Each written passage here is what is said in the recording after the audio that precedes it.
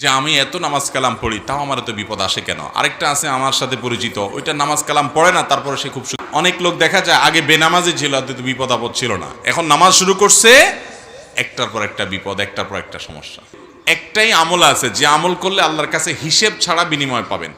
আমি খুব অসুস্থ, আমার যা ইনকাম করি আহাল পরিবারকে দিয়ে দেই, আমি অল্প টাকা ইনকাম করি, আল্লাহর উপর কি ভরসা করে চিকিৎসা করব না ভাবছি, এখন আমার করণীয় কি? দেখুন, অনেকে এরকম আছেন যে তার উপার্জন কম, নিজের চিকিৎসা করতে গেলে আর বাপ মা ভাই বোনের খরচ দিতে পারেন না, আবার তাদের খরচ দিতে গেলে নিজের চিকিৎসা হয় না। তো এই ক্ষেত্রে তার জন্য নিজের চিকিৎসা না করে পরিবারের ভরণ পোষণ দিলেন জায়েজ হবে কিনা? উত্তর হলো এটা জায়েজ হবে। কারণ চিকিৎসা গ্রহণ করা সব সময় ফরজ না, চিকিৎসা গ্রহণ করাটা সুন্নাহ সাধারণ অবস্থাতে। আপনি যদি মনে করেন যে আল্লাহর উপর আমি তাওয়াক্কুল করলাম, আমি আজওয়া খেজুর খেলাম, আমি দোয়া করলাম, আমি কোরআন থেকে শেফা গ্রহণ করলাম, আল্লাহ তাআলা চাইলে এখান থেকে আমাকে শেফা দিতে পারেন, আর আল্লাহ না চাইলে ওষুধ খেয়েও আমার শেফা নাও হতে পারে, আমি আল্লাহর উপর তাওয়াক্কুল করলাম আর পরিবারের ভরণ দিলাম, এটা জায়েজ হবে, এটা কারণে গুনাহ হবে না। আর যদি আপনি নিজে চিকিৎসাও করেন, আবার পরিবারকে যতটুকু না হলে ততটুকু দেওয়ার চেষ্টা করেন, তো সেটাও আপনার জন্য জায়েজ হবে। কিন্তু আপনার চিকিৎসা করাটা আপনার জন্য ফরজ বা ওয়াজিব নয়, যেটা তরক করলে আপনার কি হবে? গুনাহ হবে। এরপরে প্রশ্ন হলো, আমি একজন যুবক, আমি সালাত পড়ি, বেশিরভাগ সময় অসুস্থ থাকি, আল্লাহ কেন আমাকে বেশি বিপদের মুখে ফেলেন? আমাকে কিছু আমলের কথা বললেন যাতে করে বিপদে আমি সবর করতে পারি। ভাইরা আমাদের অনেকেরই অভিযোগ যে আমি এত নামাজ কালাম পড়ি তাও আমার এত বিপদ আসে কেন। আরেকটা আছে আমার সাথে পরিচিত, ওইটা নামাজ কালাম পড়ে না, তারপরে সে খুব সুখে শান্তি আছে। অনেক সময় এরকম হয় কি হয় না? শুধু তাই না, অনেক লোক দেখা যায় আগে বেনামাজি ছিল, তো বিপদ আপদ ছিল না, এখন নামাজ শুরু করছে, একটার পর একটা বিপদ, একটার পর একটা সমস্যা। হয় কি হয় না?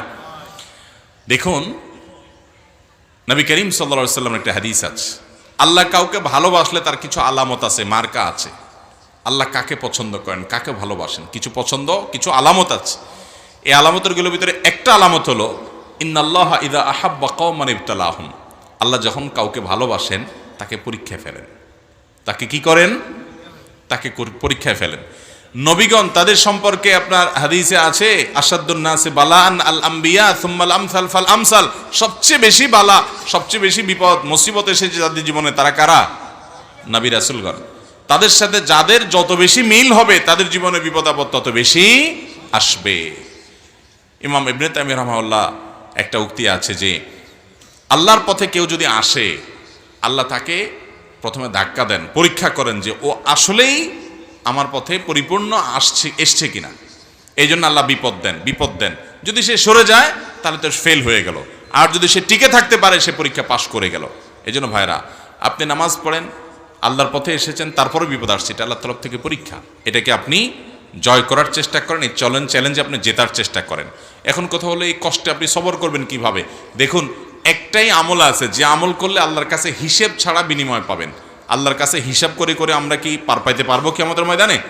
হিসাব ছাড়া যদি পার হতে চান তাহলে তার জন্য আমল হলো সবর করা। কি করা? আল্লাহ কোরআনে বলেছেন, ইন্নামা ইউওয়াফাস সাবিরুনা আজরাহুম বিগাইরি হিসাব, ধৈর্যশীল আর সবরকারীদেরকে আল্লাহ তাআলা যে দিবেন, হিসাব ছাড়া দিবেন। এই জন্য কি করতে হবে ভাই? সবর করতে হবে। সবর এমন একটা আমল যে আস-সবরু জাযাউহু আল জান্নাহ, ধৈর্যের বিনিময়, সবরের বিনিময় হলো জান্নাত। একজন মানুষ নামাজ পড়তে কষ্ট হয় তবুও নামাজ পড়ায়, ফজর নামাজ পড়তে আসতে কষ্ট হয় তবুও কষ্ট করে, এর নাম সবর। একটা মানুষ টাকা হারাম উপার্জন করতে পারে, সবাই করে, সে করে না, গরিব থাকে তারপরও করে না, এই যে সবর। নিজেকে নিয়ন্ত্রণ করে, রাগের চোটে একটা গালি দিতে পারে কিন্তু দেয় না, আল্লাহকে ভয় করে, সবর। কারোর প্রতি জুলুম করতে পারে কিন্তু করে না, সবর। সে চাইলে খারাপ পথে যাইতে পারে কিন্তু যায় না, সবর। এই সবরের বিনিময়ে আল্লাহ তাআলা জান্নাত দিবেন। আল্লাহ আমাদের সবাইকে সবরকারী হওয়ার তৌফিক দান করুন। সবাই সবর করবো তো ইনশাআল্লাহ। সবরের তৌফিক আমাদের ব্যক্তি জীবনে, আমাদের প্রত্যেকটা ক্ষেত্রে, সব ক্ষেত্রে যেন আমরা সবর ইখতিয়ার করতে পারি, ধৈর্য ধারণ করতে পারি, নিজেকে নিয়ন্ত্রণ করতে পারি। এই কন্ট্রোলিং পাওয়ার, আত্মনিয়ন্ত্রণ করার ক্ষমতা আল্লাহ তাআলা আমাকে, আপনাকে, আমাদের সবাইকে দান করুন। জাযাকুমুল্লাহু খায়রা। এরপরে প্রশ্ন হলো, সাউন্ড সিস্টেমে গান বাজনায় ভাড়া দিয়ে টাকা উপার্জন করা জায়েজ হবে কিনা? এটা তো তার ব্যবসা হলেই কি সেটা জায়েজ হয়ে যাবে? কেউ হারাম ব্যবসা করে, মদের ব্যবসা করে, যদি বলে এটা তো আমার ব্যবসা, তো আপনার ব্যবসা তো হালাল হতে হবে। আল্লাহ তাআলা আহাল্লাহুল বাইআ, আল্লাহ ব্যবসাকে হালাল করেছেন, কিন্তু এর মানে এই না যে আপনি নাজায়েজ ব্যবসা করবেন, সেটা আল্লাহ তাআলা হালাল করবেন। অতএব সাউন্ড সিস্টেমের ব্যবসা যদি করেন, আপনার মাইক, আপনার সাউন্ড সিস্টেম, আপনার লাইট, আপনার অন্যান্য যে সমস্ত আয়োজন আছে, এগুলো এমন কাজে ভাড়া দিবেন যে কাজটা হালাল এবং বৈধ। যেটা হারাম সে কাজে আপনি ভাড়া দিতে পারবেন না। যদি দেন তাহলে আপনি গুনাহের ভাগীদার হবেন।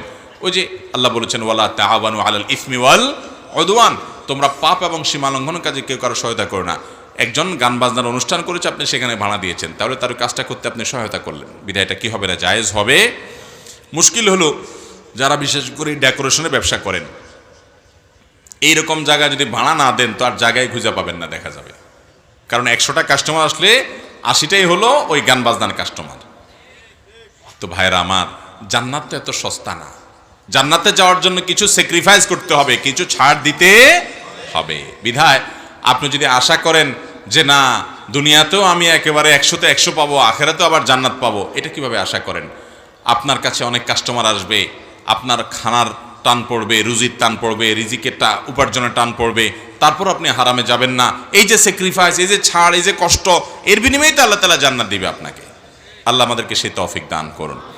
আমার উপার্জন কম হোক, আমার পাশে আরেকজন ডেকোরেশন ব্যবসা করে লাল হয়ে যাচ্ছে, বাড়ি গাড়ি করে ফেলছে, করে ফেলাক, আমার জান্নাত পেতে হবে, বিধায় আমি ওই হারাম উপার্জন করব না। আল্লাহ আমাদের তৌফিক দান করুন। আমি এবং আমার পরিবার যদি জান্নাতি হই, তাহলে কি একসাথেই থাকবো? যদি থাকি তবে কি সেটা অল্প সময় নাকি স্থায়ী?